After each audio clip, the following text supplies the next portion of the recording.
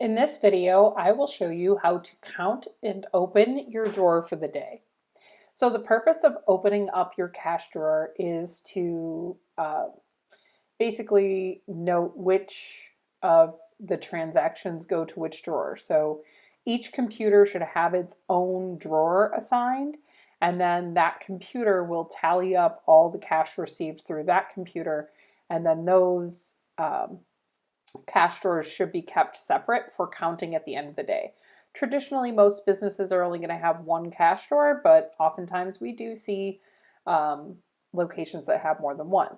So to open up your cash drawer, you'll go to the checkout list. You can get there either through checkout, or you can go to the navigation menu and go down to checkout list, and then that will get you to this page, which then has cash counting. So to open up our drawer, you'll select the date, the cash drawer, and the cash shift, and click generate. It'll show you here your opening cash, etc. These will all be zeroed out by default. You'll go ahead and count your drawer. Now, when you count your drawer, one of the unique things about our software is you're going to enter the quantities of bills and coins at the beginning of your day.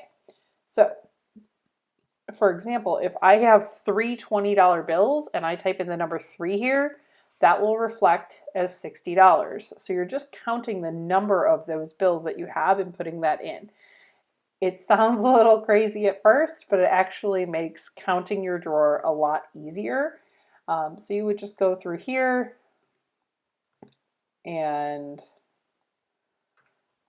put in the information.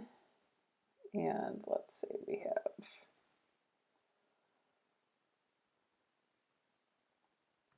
make that 3 of those. Okay, so we have $100 in our drawer. And then I say open drawer. Now, if I'm in the middle of counting and I feel like it's not right and I want to go double check something, you can always hit record and come back to this. What record will do is it will keep all these numbers in their fields, but it won't open the drawer officially. So let's go ahead and click open drawer. Okay, so now our drawer is open. We can see here on this computer it says front desk, and then this is shift 1. So your business can have multiple shifts, and you're able to count the drawer for shift 2 while shift drawer 1 is open. So whatever the last drawer opened is the drawer that will reflect for those transactions. All right, thank you for watching. Have a great day.